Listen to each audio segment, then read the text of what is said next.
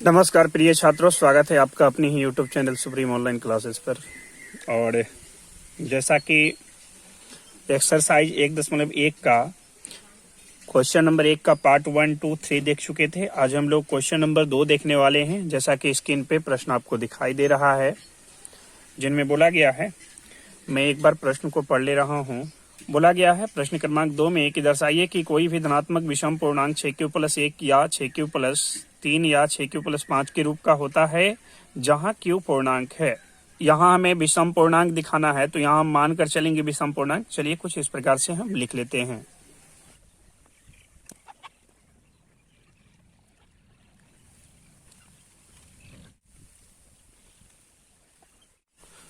तो जैसा कि दिखाई दे रहा, हम लिख चुके हैं, माना कि ए कोई धनात्मक विषम पूर्णांक है जहां b बराबर 6। अब ये 6 हम क्यों लिखें? जैसा कि हम लोग पिछला प्रश्न में देख चुके थे, 2 के दिया हुआ था, तो हम b क्या मानकर चले थे, यानी भाजक क्या मानकर चले थे, 2 मानकर चले थे। या इस प्रश्न में जैसा कि स्क्रीन पे आपको दिखाई दे रहा है, इनमें क्या दिया है, 6q+1 दिया है, तो हम यहाँ 6q भाजक मानकर चलेंगे, यानी b हम क्या मान लेंगे, 6 मान लेंगे। अब ध्यान से समझेंगे, ये धनात्मक विषम पूर्णांक में यदि हम 6 से भाग देते हैं तो q के रूप में भागफल प्राप्त होगा और r के रूप में शेषफल प्राप्त होगा। अब यदि हम बात करें r का संभव मान के लिए, तो r के संभव मान की यदि हम बात करें तो r का जो मान निकलेगा, क्या निकलेगा, 0। हमेशा ही r जो होता है भाजक से छोटा होता है। तो भाजक यहाँ हम देख रहे हैं कितना है, 6 है, तो इससे छोटा निकलेगा, 0 हो सकता है, 6 तो होगा ही नहीं। क्योंकि भाजक 6 है, उससे छोटा ही होगा। तो r का जो संभव मान होगा कुछ इस प्रकार से ये होगा। तो अब हम यदि बात करें, अब यदि हम इन्हें यूक्लिड विभाजन प्रमेय के रूप में लिखना चाहें तो हम लिखते हैं a बराबर b इंटू q+r, जैसा कि हम लोग पीछे ये पढ़ चुके हैं। तो यहाँ पे हम देखेंगे a का a बराबर b का मान कितना लेंगे, तो b का मान, तो b यहाँ हम देख रहे हैं कितना है, 6 है, तो 6 और इंटू q, तो q का q ही रहेगा, प्लस r, r कितना है, r है 0, तो यहाँ हम रखेंगे 0। उसी प्रकार से यदि हम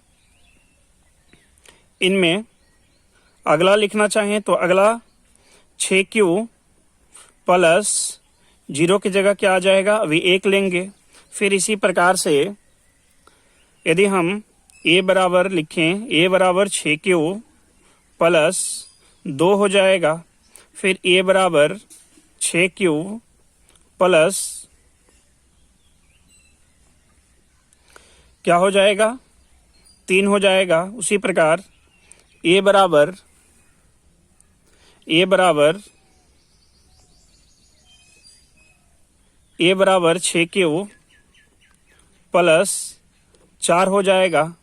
फिर a बराबर 6q प्लस 5 हो जाएगा। चूंकि यहाँ हम देख रहे हैं r का जो संभव मान है क्या है, 0, 1, 2, 3, 4, 5 तक है।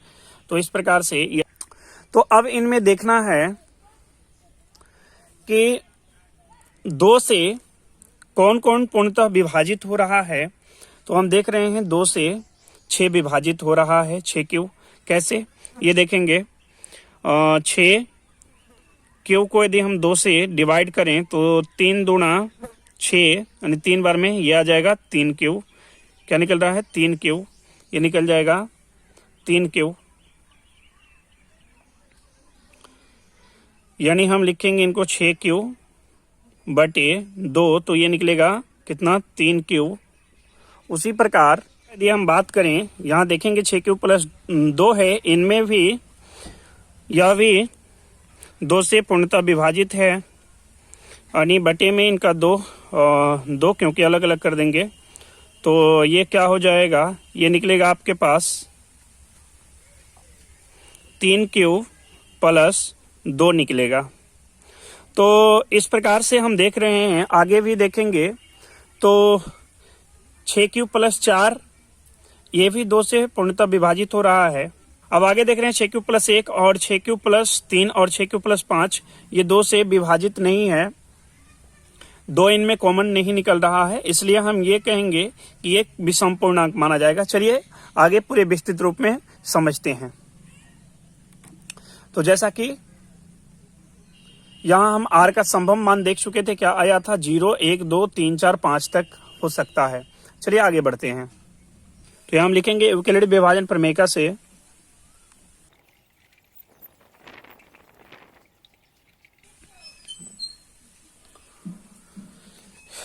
तो a बराबर हो जाएगा 6 क्यूब + r, जहां r का संभव मान जो होगा लिखेंगे r के संभव मान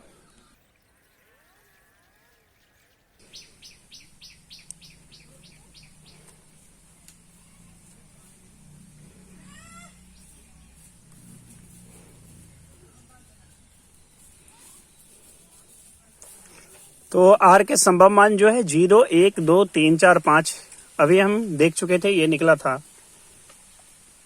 अब हम लिखेंगे यूक्लिड विभाजन प्रमेय से a बराबर देख चुके थे 6 क्यूब + 0 लेंगे, यानी ये 6 क्यूब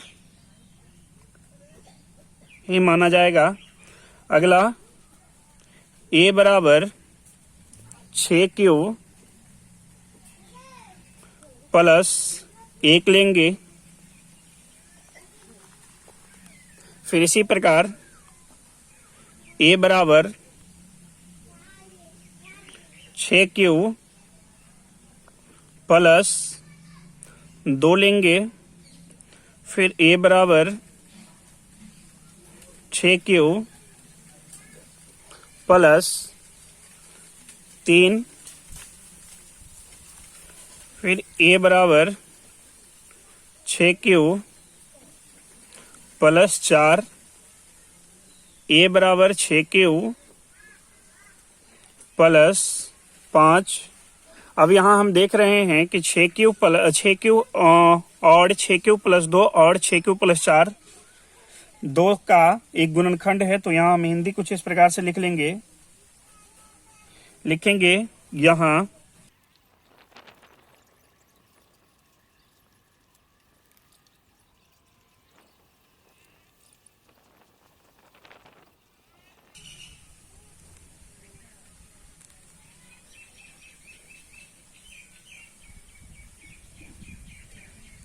यहाँ हम इस प्रकार से लिख लेंगे, यहाँ एक मान 6 क्यूब + 2, 6 क्यूब + 4 में 2 का एक गुणनखंड है, जबकि 6 क्यूब + 1 और 6 क्यूब + 3, 6 क्यूब + 5 में 2 एक गुणनखंड नहीं है।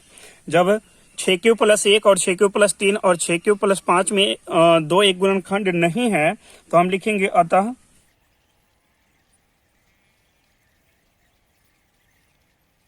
कुछ इस प्रकार से हम लिख लेंगे, अतः 6 क्यूब + 1, 6 क्यूब + 3 और 6 क्यूब + 5 विषम पूर्णांक है।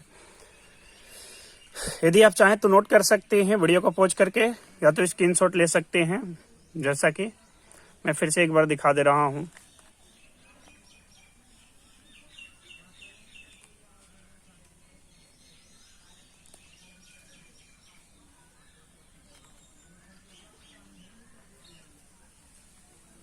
मिलते हैं इनका अगला पार्ट में।